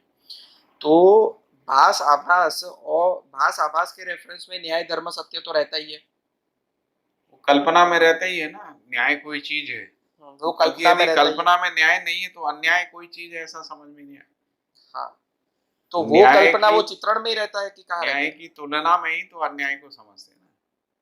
अन्याय की तुलना में अन्याय थोड़ी समझ में आएगा, न्याय की तुलना में। तो जैसे न्याय की तुलना में अन्याय समझ में आता है, तो ये न्याय जो भी थोड़ा भी समझा हुआ है वो चित्रण क्रिया में समझ में आता है, क्योंकि वो भास में बना हुआ है। भास में कहाँ पर बना हुआ है, मतलब कौन सी कल्पना में। कल्पना में मतलब आशा विचार इच्छा की बात हो रही है। हाँ, तीनों में। और तो उसका इसमें 4.5 क्रिया में ही बना हुआ है भास। 4.5 क्रिया में भास बना हुआ है ना। विश्लेषण नहीं हो पा रहा है, लेकिन कल्पना में बना है, कुछ होता है। सत्य कुछ होता है, न्याय कुछ होता है, विश्वास कुछ होता है, आत्मा कुछ होती है, ब्रह्म कुछ होता है, ऐसा हमारी कल्पना में बना हुआ। तो ये जो और वो सबसे ज्यादा मन में ही भाषित होता है ना, सबसे ज्यादा मन में ही भाषित होता है। क्योंकि चित्त वृत्ति में हो गया तो विश्लेषण शुरू हो जाएगा। तो विश्लेषण कर ही नहीं पाते। जैसे अभी लोग जो ईश्वर को मानते हैं वो आस्वादन के आधार पर ही मानते हैं। तो इवन न्याय का भास जो है या विश्वास का भास जो है वो मन में ही बना रहता है, बराबर ना? क्योंकि विश्लेषण अगर विश्लेषण में आ गया तो अल्टीमेटली समझ में आ गया होगा, तभी उसका विश्लेषण कर पाएंगे न्याय का। क्योंकि विचार होता ही नहीं है ना, हमको वस्तु के रूप में स्पष्ट ही नहीं है। वस्तु के विश्लेषण तो वस्तु का ही होगा ना। कोई वास्तविकता स्पष्ट हो तब विश्लेषण हो, होने के अर्थ में रहता है। बस कोई चीज होती है, बस ऐसा माने रहता है। तो ये जो कल्पना में है ऐसा माने रहता है, तो इसमें दो वस्तु है। एक तो पहली एक वस्तु ये है कि जो मूल्य है या तो फिर न्याय धर्म सत्य, उसका भास आभास होता है, और उसके अलावा जो भौतिक वस्तु है उनका चित्रण होता है। ठीक है, तो वो जैसे शरीर छोड़ने के बाद कुछ निष्कर्ष जीवन लेकर के उसको संस्कार कहते हैं। वो संस्कार कहते हैं। ठीक है, तो ये 4.5 क्रिया में भी संस्कार तो रहते ही है ना, रहते ही। और ये जो भास तो होता है ना, गति जो एकदम है, विचार में भास बिल्कुल नहीं रहता है, ऐसा नहीं है। वो बिजली चमकने जैसा ही रहता है। जैसे अंधेरे में बिजली चमकती है ना, तो हमको पेड़ वेड़ ये सब दिख जाते हैं। फिर बिजली चली जाती तो अंधेरा हो जाता है फिर से। तो बिजली चमकती तो हमको दिख जाता, रास्ता भी दिख जाता है थोड़ा सा, यार ये वाली पगडंडी जा रही है ना, ऐसा। फिर बिजली चली गई, ऐसा है। इसको कहते हैं कि हमको फ्लैश हो गया, एकदम कोई चीज फ्लैश हो गई और फिर वो फ्लैश जो है चली गई। अपन फोटोग्राफी में फ्लैश नहीं चमकती, ऐसा कुछ चमक गया, लगा कुछ है, फिर वो चली गई। साक्षात्कार के बाद फ्लैश नहीं है, स्पष्टता है। तो आभास में आंशिकता में स्पष्टता है और साक्षात्कार में पूर्ण स्पष्टता है। पूर्ण स्पष्टता है ना, डाउटलेसनेस हो गई, असंदिग्धता हो गई वस्तु के प्रति। भैया अगली शरीर यात्रा में एक जन्म के जो संस्कार हो गए वो रहते ही है। कहाँ पे स्टोर रहते हैं? हैं जीवन क्रिया में कहाँ? जैसे आप शिविर करते हो ना 7 दिन का, तब फ्लैश होता रहता है, कुछ फ्लैश होता है ना। वो फ्लैश होने से संभावना बन जाती है, यार ये रास्ता ठीक है, ये लोग ठीक लोग हैं ना, ये बात ठीक कर रहे हैं, ऐसा बन जाता है। तभी आपका आगे गति बनती है पढ़ने की, समझने की, समय लगाने की। नहीं तो बनेगी, संभावना नहीं दिखेगी तो फिर कौन समय लगाएगा। मन में आस्वादन के रूप में रहता है। तो आस्वादन हो गया, थोड़ा सा मूल्य का आस्वादन मतलब हो वो गया, आस्वादन निरंतर में रहता है ना कि हाँ ये सुखप्रद है, मतलब जैसे विश्व स्टोर कहाँ पे होता है?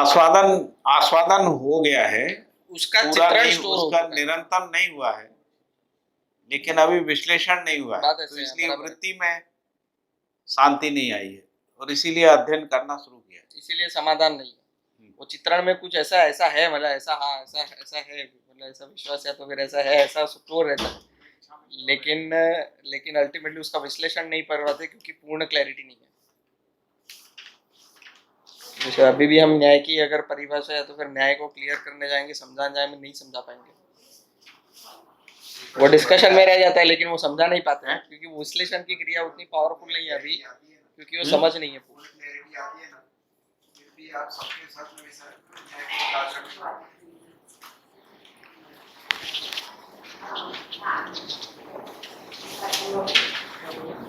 आस्वादन का जो भास सबको- रहता है, हम तो करते हैं, सबको लगता नहीं है कि न्यायपूर्ण ऐसा। क्या क्या क्या पहले ऐसा बोला, क्या बोला हमने?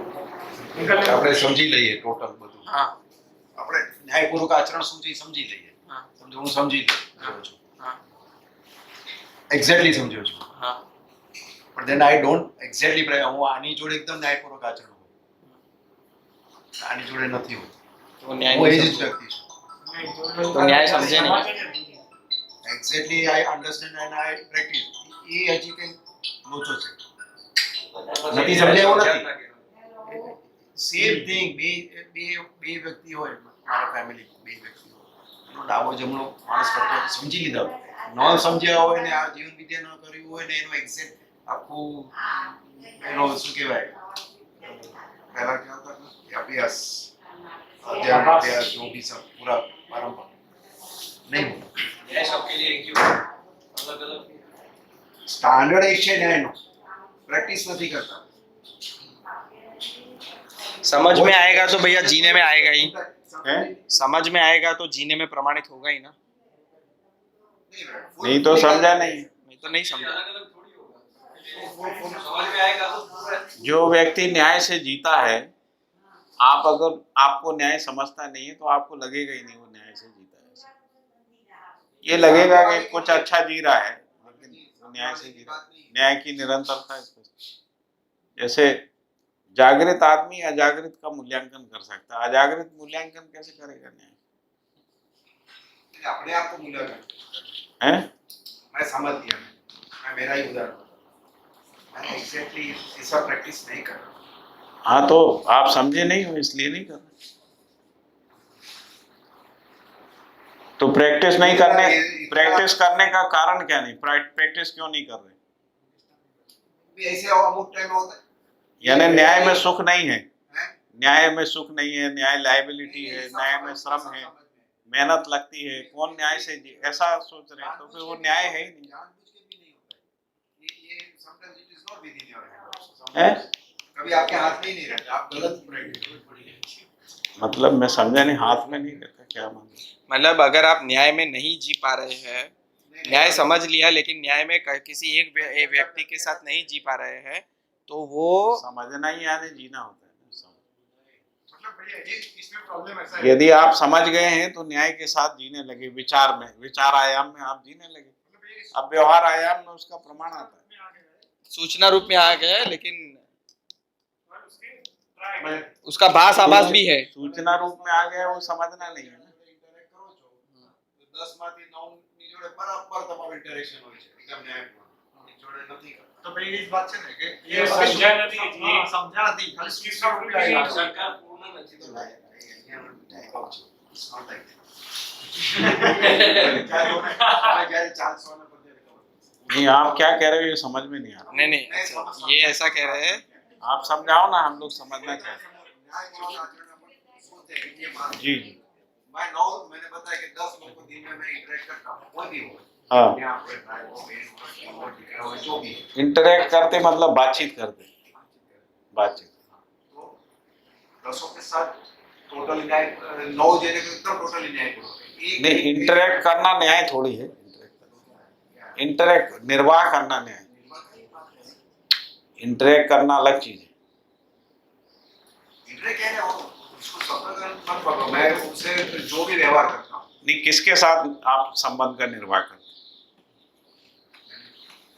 इसको अपन निर्वाह करना कहते हैं ना। निर्वाह करने में निर्वाह को डिफाइन किया है। किसके साथ करते हो उससे बेटर है किसके साथ नहीं हो रहा है, वही हाँ, किसके साथ नहीं हो रहा है, एक किसी एक के साथ भी हो रहा है, Sometimes there is wife also, you're not interacting. किसके साथ हो, किसी एक के साथ हो पा रहा है, 9 के साथ हो पा रहा है, एक के साथ नहीं हो पा रहा किसके साथ। एक दिन में भी नहीं होता कोई नहीं होता मैं बोलता वाइफ नहीं एक दिन नहीं हुआ हाँ, आप आपको जानते हो आपको जानते हैं कि आपने गलत बोल दिया गलत कर दिया वो भी होता है नहीं, you also understand also that मैं ये मिस्टेक कर रहा हूँ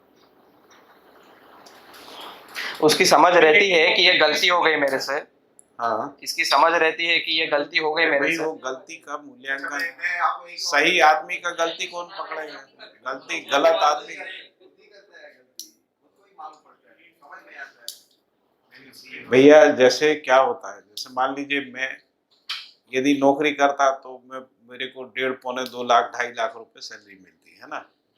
अभी मेरे पिताजी यदि वो धन मानसिकता में है तो वो यही कहेंगे तुमने जिंदगी में गलती करी, पैसा कमाया नहीं, ऐसा कहें। उनका मूल्यांकन का वही है ना पैरामीटर। नहीं नहीं, वो न्याय उनका थोड़ी है मूल्यांकन ना। का पैरामीटर आपके लिए है, लेकिन अगर जैसे मैं अपने आप मैं जीता हूँ और मैं अपने आप कोई वस्तु में समझो कि जी नहीं पाया तो मुझे वो बाद में दिखता है कि यहाँ पर ये मेरे से ये गलती हुई, ये चूक, हाँ। मैं अपने आप की बात कर रहा हूँ तो स्वमूल्यांकन में। स्वमूल्यांकन में दिखता है कि ये चूक हुई। अभी सामने वाला तो सामने वाला इनका ये गलत- कहना है कि ये जैसे कि 10 लोगों में मैं जीता हूँ तो 9 लोगों के साथ तो बिल्कुल चूक भी नहीं होती, कुछ भी नहीं होती, कोई सी एक व्यक्ति के साथ ऐसा चूक हो जाता है तो बाद में दिखता भी है, तो न्याय के साथ ही जी रहा हूँ, ऐसा है इनका कहना। नहीं, यदि मैं न्यायपूर्वक हूँ गलती करते हाँ। हैं, तो आपको गुस्सा आता है, तो वो सबसे भी- पहले तो मेरे अंदर जो है न्याय होगा ना। पहले मेरे अंदर विश्वास है हाँ। तो मैं अविचलित रहूंगा, परेशान नहीं होऊंगा, इरिटेट नहीं होऊंगा, कोई जिए नहीं जिए है ना, अपने में स्वयं में तृप्ति आ गई हाँ, हाँ, हाँ, यदि मेरे अंदर न्याय है।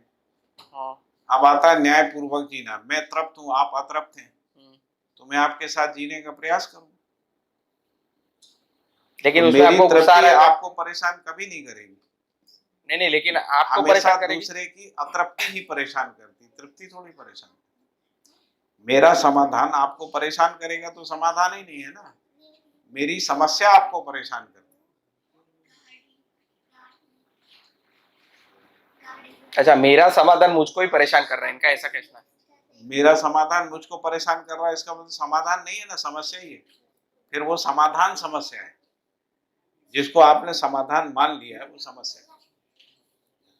जैसे यदि मेरे को लग रहा है कि मैं न्याय से नहीं जी सकता, कोई जीना भी नहीं चाहता, मैं किस किस के साथ जीऊंगा, ऐसा क्या क्या करूं, क्या मेरी जिंदगी केवल न्याय के लिए ही है क्या? तो ये न्याय समस्या हो गया ना, न्याय उत्सव कहाँ बचा, न्याय सुख नहीं है, न्याय लायबिलिटी हो गया। तो वो न्याय है ही नहीं, उसको न्याय कैसे कहेंगे, समझना पड़ेगा। मतलब आपने मुझे ये जो एग्जांपल दिया, आपका जो एग्जांपल दिया कि जो आपके समझो जो पिताजी है उनको ऐसा एक्सपेक्टेशन हो कि भाई पाठक जी इतने पैसे 1.5-2 लाख रुपए कमा, और समझो कि आपको इसमें ये जीवन विद्या और मध्यस्थ दर्शन में ऐसा लग रहा है कि बहुत सारे लोगों का इसमें एक ये होगा, तो आप अगर ये कर रहे हो बराबर, तो उनके रेफरेंस से आप उनको न्याय कर रहे हो कि नहीं? नहीं, उनके रेफरेंस से क्या न्याय होगा? तो मेरे पिताजी डिप्टी कलेक्टर थे। मेरे को, मैं जब स्कूल में पढ़ता था, किसी एक लड़के ने मुझे मार दिया, है ना, तो मैं घर गया तो उन्होंने कहा क्या हुआ? हमने कहा उसने मार दिया। तो तुम पिट के आ गए? तो हमने कहा क्या करना था? कहने मारना था। तो मैंने उनसे कुछ नहीं बोला, मैंने डंडा उठाया और उसके पास गया और उसको कम से कम 20-25 डंडे मारे। अब उसको मार के आए, उसके पिताजी एग्जीक्यूटिव इंजीनियर थे, उन्होंने रिपोर्ट कर दी, है ना। तो वो टीआई का हमारे पिताजी को फोन आया कि आपके बेटे ने मार दिया। तो कहने पहले उसने मारा था, तो यदि वो नहीं मारता तो क्या करता? तो वो बात है कि अब एक अधिकारी को दूसरा अधिकारी बोलेगा तो बचाएगा, वो कहेगा कि अपने हाथ में कानून थोड़ी लेना था, हमको बताना था ना ऐसा हुआ है, ऐसा करके। तो अभी उनका तो मतलब ये है कि तुमको मारा, तुमने उसको मार दिया, न्याय हो गया। अभी उनके पैरामीटर यही। अभी वहां कहाँ न्याय व्याय है? वहां तो इसको अगर न्याय कहेंगे तो फिर सारा युद्ध न्याय है, हिंसा है। तो उनके पैरामीटर, अभी जो पैरामीटर वर्तमान में, उसके आधार, जैसे एक जज ने फांसी दे दी तो न्याय है क्या? सिस्टम का प्रॉब्लम। नहीं, ये मध्यस्थ दर्शन की रोशनी में देखे तो भैया सिस्टम का प्रॉब्लम है ना, सिस्टम में समझ नहीं न्याय का, यही है ना, सिस्टम में न्याय का समझ। अब सिस्टम के दृष्टिकोण से हम देखेंगे तो जिसको हम लोग, ये सभी क्रियाकलाप जो है वो उसमें लगेगा कि वो न्याय है। जैसे मान लीजिए कि सिस्टम के दृष्टिकोण देखेंगे तो कोई आदमी कितना भी धन कमा रहा है, वो तो न्याय ही कर रहा है, क्या है? क्योंकि वो टैक्स पेयर है, वो कितना भी कमा सकता है, शोषण कर सकता है, सब टैक्स पेयर। आप सिस्टम के तरीके, सिस्टम थोड़ी आपसे कह रहा है कि ये अन्याय है। मानवता के दृष्टिकोण से देखेंगे तब आपको लगेगा कि ये न्याय नहीं है। तो हमको समझना पड़ेगा ना कि हम न्याय किसको समझ गए, क्या न्याय। दर्शन की रोशनी में देखे तो भैया, ये हाँ। तो मैंने एग्जांपल लिया, उसको मध्यस्थ दर्शन की रोशनी में देखे तो उसको न्याय प्रमाणित हुआ बोलेंगे कि नहीं? किसको? ये जो एग्जांपल लिया आपके बाबा, हाँ, तो उसमें तो नहीं हुआ ना। हम लोग कहाँ न्याय हुआ भैया? नहीं हुआ, क्लियर है। किसी ने हमको दुखी किया, हमने उसको दुखी किया, इसको न्याय कहेंगे क्या? न्याय की परिभाषा क्या है? दोनों व्यवहार में परस्पर उभय उभय तृप्ति है? न्याय की परिभाषा वही है ना कि व्यवहार में परस्पर उभय तृप्ति होनी चाहिए। दूसरा उभय तृप्ति होती कब है? न्याय में ही उभय तृप्ति होती है, अन्याय में उभय तृप्ति होती नहीं। न्याय नहीं हो और उभय तृप्ति हो जाए, ऐसा कोई घटना ही नहीं घटती। मैं मेरा लाइफ का एक अरे दो भाइयों में नहीं होता है, एक भाई पैसा ज्यादा कमा ले, एक कम कमाए, उनमें उभय अतृप्ति रहती है। एक का नाम ज्यादा हो जाए, दूसरे का नाम कम हो जाए, उनमें उभय अतृप्ति रहती है। एक भाई गोरा हो जाए, दूसरा काला हो जाए, उनमें भी उभय तृप्ति रहती है। ये रूप पद बल धन के आधार पर होता नहीं। हमको पद ज्यादा मिल गया, किसी को नहीं मिला घर में, उनमें उभय अतृप्ति बनी रहती। भले वो ये कहें कि मेरा भाई जो है इतना बड़ा ऑफिसर है, उसका बड़ा नाम है, अंदर में अतृप्ति बनी रहती है कि मैं नहीं बन पाया, मुझे अवसर नहीं, पिताजी ने मुझे ठीक से पढ़ाया नहीं, मुझे अच्छे स्कूल में एडमिशन, ये सब बना ही रहता है सारा, वो सब गुणा भाग जो है, क्योंकि इसके आधार पर होता ही नहीं है न्याय, है ना। न्याय जो है मूल्यों के आधार पर ही होता है।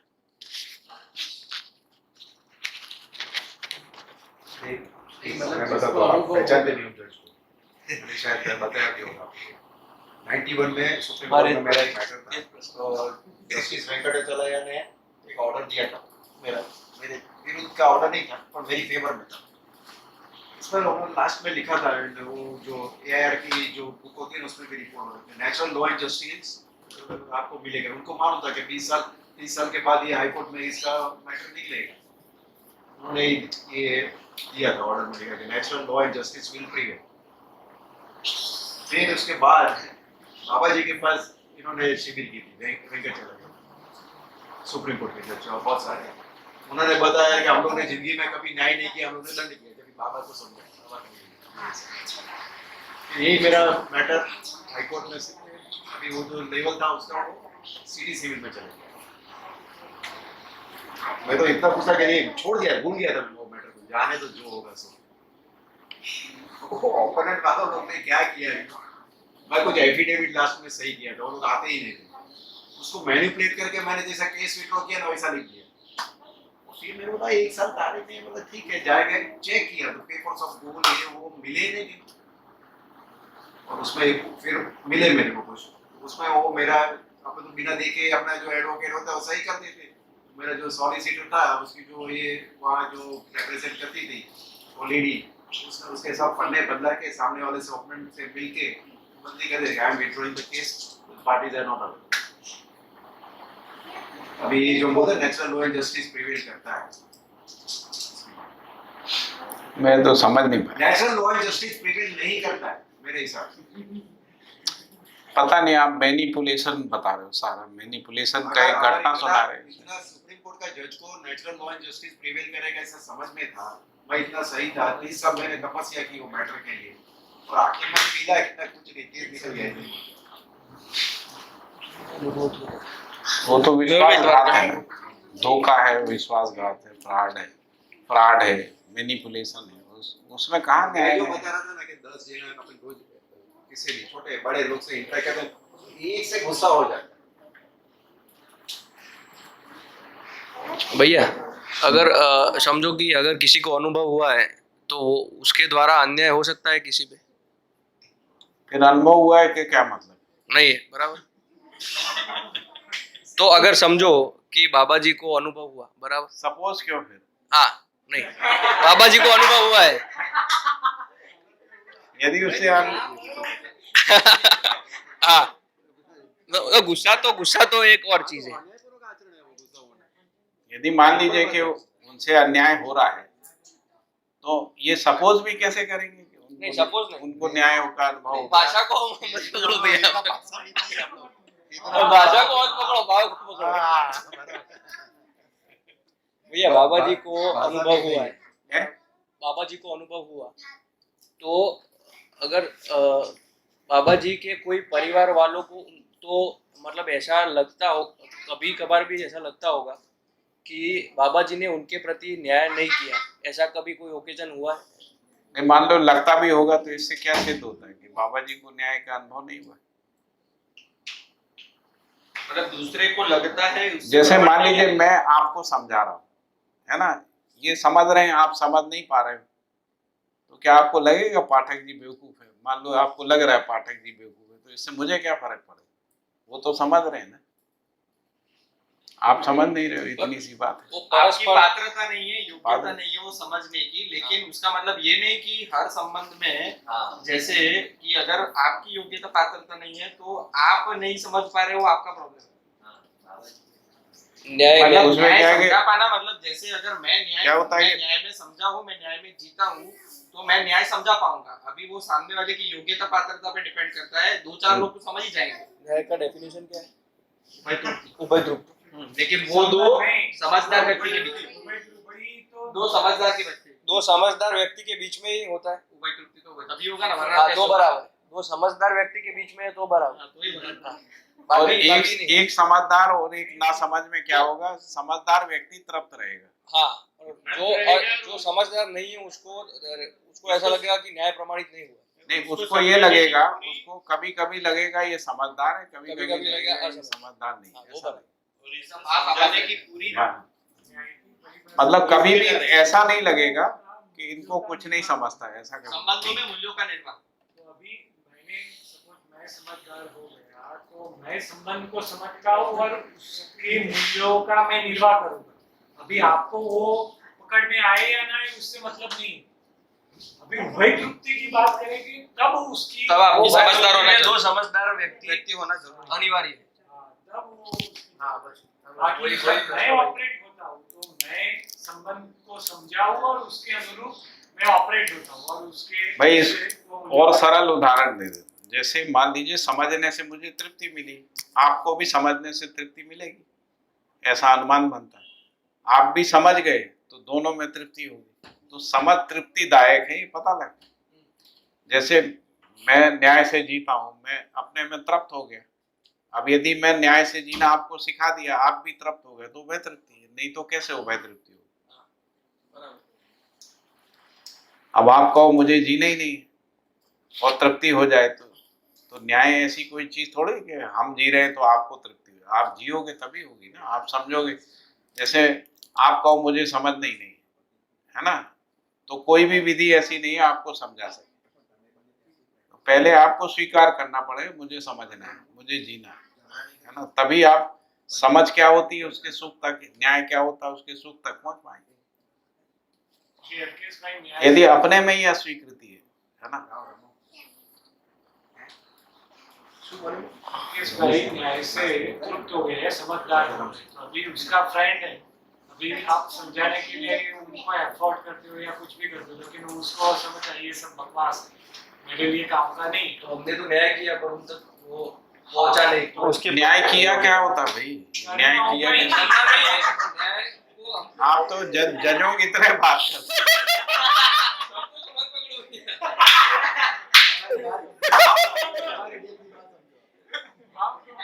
हम न्याय में जिए, हम जी, हमने किया भी है। हम न्याय में जिए, हम न्याय की तरह से अभिव्यक्त हुए, है ना। यदि किसी को न्याय में जीना है, वो दूसरा हमसे प्रेरित होकर जीता है, वो भी तृप्त होता है, ऐसा है। हम किए हुए कुछ नहीं होता। वन वे ट्रैफिक होता है, हैं? वन वे ट्रैफिक नहीं होता। वन वे ट्रैफिक अभी आप कहाँ से शब्द लाते हो। टोटली आप कुछ भी इससे connect करते हो, react करते हो, मैं पूर्वक ही करते हो, सामने वाला नहीं करता क्या। हाँ बस वो वो वनवे होगा, लेकिन वो न्याय वो तो उनकी एंगल से तो वो होगा ही नहीं। उभय तृप्ति का क्या मतलब होता है, मैं ये कह रहा हूँ। जैसे पानी, आपने भाई मैं आपको बता रहा हूँ क्या क्या चीज होती है, एक मिनट समझने की कोशिश। जैसे मुझे प्यास लगी, मैंने पानी पिया, मेरी प्यास बुझ गई। इन्होंने पूछा कि आपको प्यास नहीं लगती है, हमने कहा आपको लगी है क्या, तो कहेंगे हाँ मुझे लगी। मैं कहूँगा पानी पी लो, प्यास बुझ जाएगी। अब पानी पीने से दोनों की प्यास बुझ गई, उभय तृप्ति हो। ऐसा क्या ये आपके और उनके बीच में ये कुछ इंटरेक्शन ही नहीं हुआ। इंटरेक्शन हुआ ना, उन्होंने हमसे पूछा, हमने बताया। आप क्या बोल, मैं क्या बोल रहा हूँ, आपकी बात हो गई ना, इनसे पूछ लो। हाँ अगर कोई बच्चा है, समझो बैठ जाओ ना आप उस पीछे सोफे पे, वो आराम कोई से बैठ। अगर कोई बच्चा है, समझो कि वो कोई गलत रास्ते पे जा रहा है, और अगर कोई है उनके पिताजी जो उनको डांटते और मारते कि भाई तू ये मत कर वरना गलत रास्ते पे चला जाएगा, तो वो एक पर्पस के लिए है। तो वहाँ पे वो जो उनका प्रश्न है वो सोचते हैं, तो वो हम न्याय को कर रहे हैं कि प्रमाणित हो रहा है कि भैया जो अमानवीयता है उसको दंड विधि से ही नियंत्रित करने का प्रोविजन है, उसको और कोई विधि नहीं है। जब तक उसमें मानवीयता को समझने की प्रवृत्ति नहीं है तब तक दंड विधि ही काम करेगी। इस दंड विधि करना है तब तक तो दंड विधि करना अनिवार्य है। अनिवार्य है ना, हाँ बस ओके, नहीं तो पता नहीं कितना नुकसान कर देगा। वरना नुकसान ज्यादा हो जाए। तो लिखा ही है कर्म दर्शन में, जो टेबल बना उसमें लिखा हुआ है।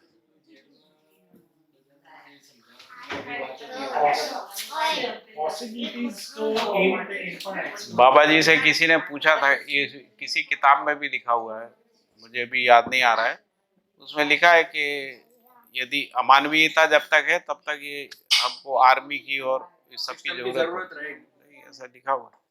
क्योंकि ज्यादा नुकसान ना हो। हाँ, अभी मान लो हम कहें कि हमारा देश मानवीय हो गया, अभी हम आर्मी को विड्रा कर लें तो वो आके हम देश खत्म कर दें। हम लोग एक भी शिविर नहीं कर पाएंगे।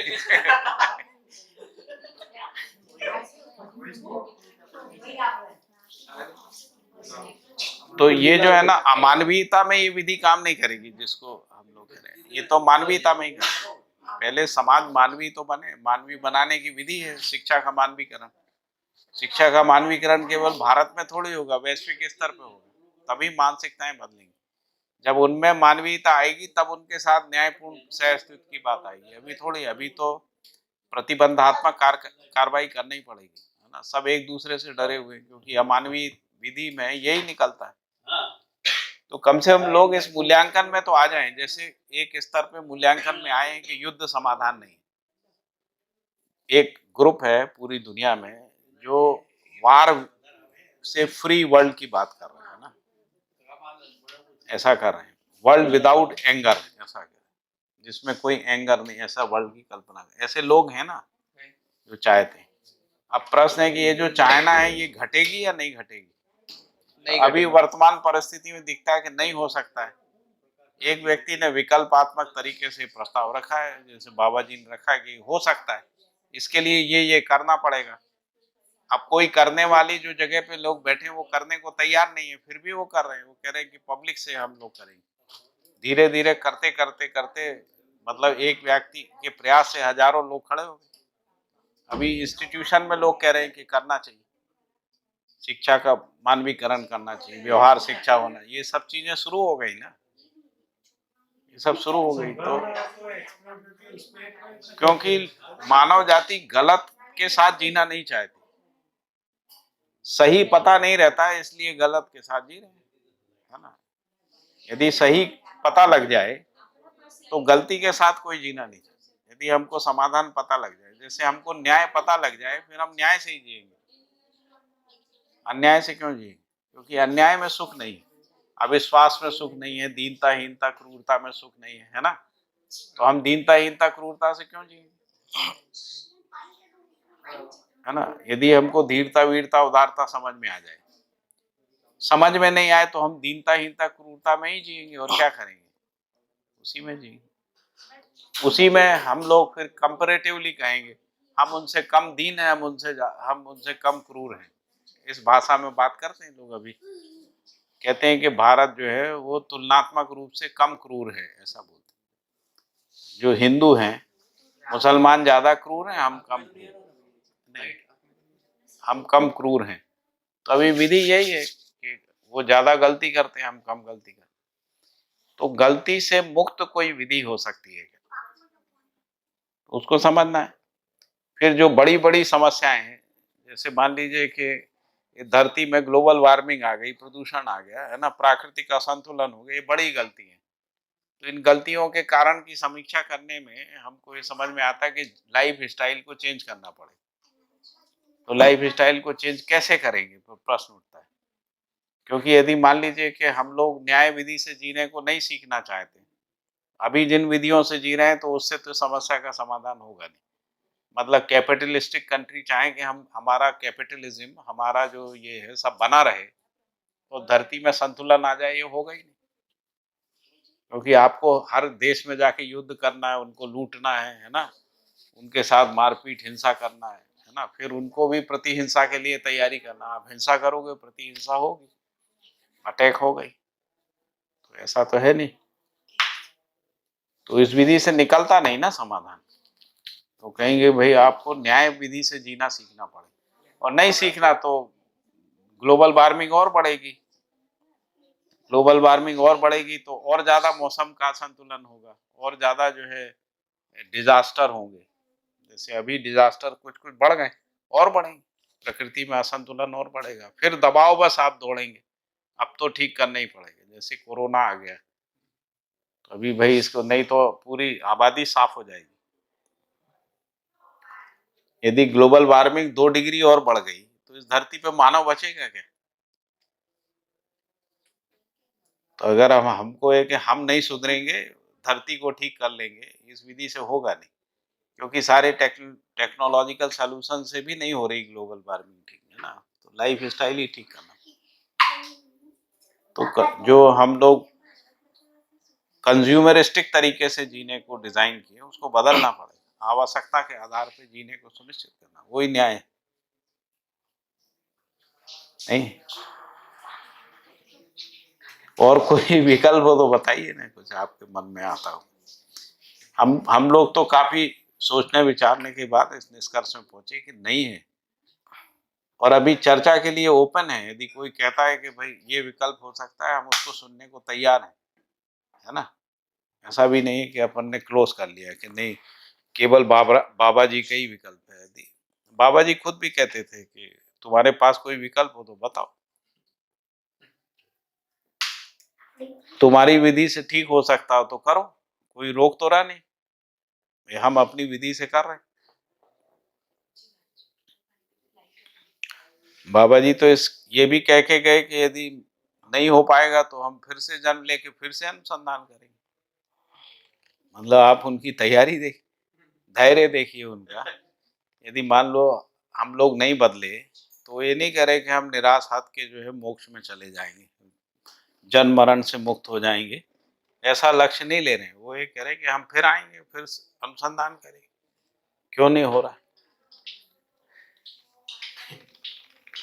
तो कितना धैर्य है उनके अंदर। ऐसे व्यक्ति को कहें कि न्याय, ऐसा व्यक्ति न्याय में ही जी रहा है ना, न्याय के बिना तो वो सोच भी नहीं पा रहा है, और न्याय के लिए वो सब कुछ करने को तैयार है, फिर से अनुसंधान, फिर से जन्म लेने को तैयार है, फिर साधना करने को तैयार है, जूझने को तैयार है लोगों के साथ।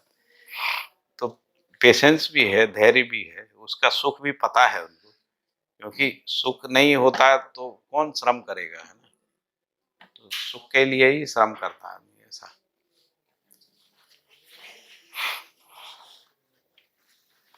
तो हमको तो ऐसा लगता है कि वो यही रास्ता है ना, और कोई रास्ता नहीं। यही रास्ता से मतलब ऐसा नहीं जो बाबा जी लिख दिया वही रास्ता है, मतलब न्याय ही रास्ता है ना, धर्म ही यानी व्यवस्था में जीना ही रास्ता है, इसको कह रहे हैं ना। व्यवस्था कोई बाबा जी ने थोड़ी बनाई, बाबा जी ने तो अस्तित्व में व्यवस्था को पहचाना है, न्याय को मानव परंपरा में पहचाना है ना। तो न्याय ही रास्ता है, अन्याय रास्ता है ही नहीं, अधर्म रास्ता, डिसऑर्डरली जीना रास्ता नहीं है।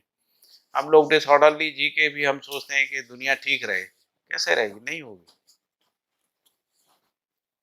है ना। जैसे हम लोगों ने व्यक्तिवाद और कंज्यूमरिज्म को बढ़ाया, अब हम सोचते हैं कि परिवार बच जाए, कैसे बचेगा भाई, व्यक्तिवाद बढ़ेगा परिवार टूटेगा ही।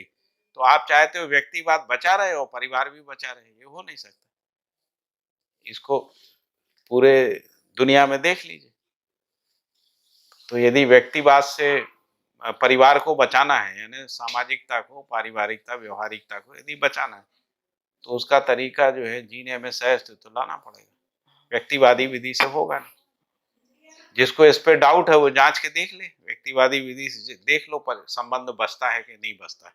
संबंध टूटता ही है, संबंध टूटने के बाद उसमें सुख होता है कि नहीं होता है, संबंध टूटने में दुखी होता है, तो संबंध में ही सुख होता है। तो प्रयोग तो करना पड़ेगा, है ना। अपन बिल्कुल ये नहीं कह रहे हैं, बाबा जी भी नहीं कह रहे हैं कि आप आंख बंद के, अभी अपन ने पढ़ा ना कि आपको प्रयोग करना पड़ेगा। तो अनुभव की रोशनी में हमको एक विकल्प मिला है, तो उस विकल्प को प्रयोग करके देखें कि हम में तृप्ति आती है कि नहीं, हमको सुख बढ़ता है कि नहीं, हमको अच्छा लगता है कि नहीं, फिर वो दूसरे के साथ होगा, है ना, नहीं तो कैसे हो। दोनों साथ साथ कैसे होगा।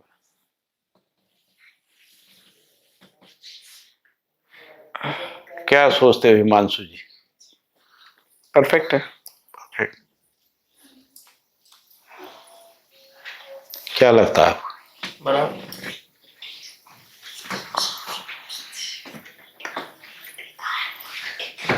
तो अंधानुकरण करने की बात नहीं, मतलब अपन यहाँ पे अंधानुकरण के लिए नहीं बैठे। बाबा जी ने जो भी बात की है उसको हम लोग ऐसा स्वीकार कर सकते हैं कि भाई एक उन्होंने विकल्प सुझाया है। हमारी भी कामना वही है जो बाबा जी की, सर्वे भवन्तु सुखिनः, है ना, धरती स्वर्ग हो जाए, मानव देवता हो जाए, ऐसा हमारा भी कामना है ना, सब सर्व शुभ हो जाए ऐसा कामना है, धर्म सफल हो जाए, नित्य सुख, ऐसा कामना हमारा भी उनका भी है। उन्होंने अनुसंधान करके एक प्रस्ताव दिया है कि भाई इस विधि देख लो, हमारा भी क्योंकि कामना है इसलिए हम अध्ययन कर रहे हैं। यदि इससे पूरा नहीं होगा तो दूसरा करेंगे, हम भी दूसरा करेंगे। जैसे नागराज जी फिर अनुसंधान करेंगे, हम भी अनुसंधान करने वाले को खोजेंगे। ये किसी ने अनुसंधान कर लिया, कोई दूसरा प्रस्ताव आया तो उसको करके देखेंगे। जैसे हम लोग करते ही रहे, मानव परंपरा इसको करती रही है ना। जैसे हम लोगों ने राजतंत्र को छोड़ा, प्रजातंत्र को अपनाया, कुछ लोगों ने राजतंत्र को छोड़ के साम्यवाद को अपनाया। तो मानव जाति तैयारी है ज्यादा सुख की ओर जाने के लिए, ज़्यादा ठीक से सही तरीके से जीने के लिए लोग तैयार ही रहते, विकल्प नहीं रहता है, इसलिए जो है हमको ऐसा लगता है कि कुछ नहीं बदलेगा। दूसरी बात है कि कई बार हम लोग वो गलती करने वालों से अपेक्षा करते हैं उनको सही व्यवहार करना चाहिए, कैसे करेंगे उनको समझ ही नहीं। अगर सही का समझ होता तो वो गलती करते ही क्यों? सही का समझ नहीं इसलिए गलती कर, गलती को जस्टिफाई करने के लिए एक तर्क गढ़ लेते हैं, इस कारण से करना पड़ रहा है। मजबूरी तो मजबूरी में जीना हो गया ना, तो मजबूरी जो है सुख थोड़ी है, मजबूरी तो मजबूरी है, मजबूरी सुख नहीं है ना। जैसे मान लो राजनीतिक दल ये कहते हैं कि हमको चुनाव लड़ने के लिए बहुत पैसा खर्च करना पड़ता है, इसलिए करप्शन करना पड़ता है। एक एक राजनीतिक दल को 5-5, 10-10 हजार करोड़ रुपए चाहिए, है ना, और ज्यादा भी चाहिए, 50,000 करोड़ चाहिए, कहाँ से लाएंगे? सांसदों की सैलरी से तो आता नहीं, चंदे से आता नहीं, तो करप्शन से ही आएगा। वो कहेंगे यदि हम करप्शन करके राजनीतिक दल तो प्रजातंत्र नहीं चलेगा। अब हमको समझ में आ गया कि प्रजातंत्र को चलाने के लिए जो है नोट वोट बंटवारा जो है वो अनिवार्य है, तो हम इसी में जिए या इसको बदलने का प्रयास करें, करप्शन मुक्त विधि पे विचार करें कि नहीं करें। जैसे प्रतिनिधित्व प्रणाली जो है व्यक्तिवाद का शिकार हो गई, राजनीतिक दल जो है, प्रजातंत्र जो है वो प्रतिनिधित्ववादी विधि से नहीं चल रहा, व्यक्तिवादी विधि से चल रहा है। सबकी पार्टी है, एक एक आदमी की, कोई सोनिया गांधी की पार्टी, कोई मुलायम सिंह की, कोई लालू यादव की, कोई मायावती की, कोई सब व्यक्तिवादी पार्टी हो गई ना, ममता की पार्टी। तो रिप्रेजेंटेटिव सिस्टम कहाँ बना? ये कुछ सामंतों की पार्टियों के तरीके से एक सामंतवादी व्यवस्था पुनः आ गई प्रजातंत्र के नाम से। जिस सामंतवाद को हमने छोड़ा था वो फिर से आ गया। तो या तो हम ये मान लें कि सामंतवाद के अलावा कोई विकल्प नहीं तो दूसरे विकल्पों पर विचार करेंगे। तो आदमी में सही की ओर जाने का प्रवृत्ति है, गलती की ओर जाना, गलती में ठहरने का प्रवृत्ति नहीं कर पाता व्यक्तिगत हैसियत में तो वो ठहरे ही रहता है, लेकिन वो प्रयास करता है तो अपनी ताकत को, क्षमता को बढ़ाता है। हम अकेले नहीं करेंगे तो 10 लोग करेंगे, 10 नहीं करेंगे 100 करेंगे, 100 को तैयार करेंगे, 100 नहीं करेंगे 1000 मिलके करें। तो शक्ति का जागरण करना होता है। शक्ति का जागरण संगठन के रूप में होता है ना। संगठन जो है वो न्याय के आधार पे, अन्याय के आधार पे बनते नहीं। जो अभी कहा कि कारण साम्यता, लक्ष्य साम्यता है ना, कार्यक्रम साम्यता, इस रूप में ही संगठन बनता है।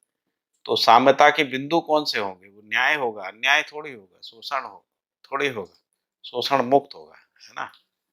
क्योंकि अन्याय के आधार पे संगठन नहीं बनते। वो सेना बन सकती है, गिरोह बन सकते हैं ना, और उनमें गिरोह जो बनते हैं उनमें परस्पर अविश्वास रहते ही, परस्पर अविश्वास बना रहता। परस्पर अविश्वास सुख नहीं देता है, दुखी देता है। तो हम तो सुखी होना चाहते हैं, उस कामना में ये अध्ययन है, अनुसंधान, ऐसा समझ में आता है। ठीक समझे कि गलत है? ठीक है, परफेक्ट। और यदि कुछ गलत होगा तो ठीक करेंगे, अपने को अपना कोई आग्रह भी नहीं है।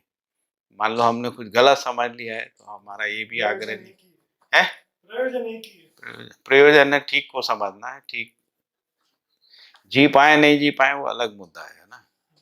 पहले तो ठीक से समझ लें, इसके बाद ठीक से जीने का प्रयास करेंगे। हम सफल हो नहीं हो तो नहीं होंगे, प्रयास तो करेंगे ना। तो कम से कम इस तृप्ति से हम शरीर से छोड़ के जाएंगे, हमने कोशिश की। तो किसी ने कोशिश ही नहीं की है, ऐसा इस वो तो परम अतृप्ति है ना कि हमने कोशिश ही नहीं की। हमने कोशिश की है ना। तो कोशिश करके जीना है कि निराशा में जीना है? तो उत्तर आता है कि कोशिश करके जिए, उम्मीद के साथ जिए, आशा के साथ जिए, प्रयास करके जिए, एफर्ट तो करें कुछ। एक व्यक्ति से नहीं होगा तो 10 लोग तैयार करेंगे, 10 से नहीं होगा 100 तैयार करेंगे। करना यही है, करना यही है। क्यों करना है? क्योंकि यही तृप्ति है, हमको तृप्ति मिल रही है इसमें, है ना, इसलिए कर रहे हैं। ऐसा है, ठीक है ना, परफेक्ट।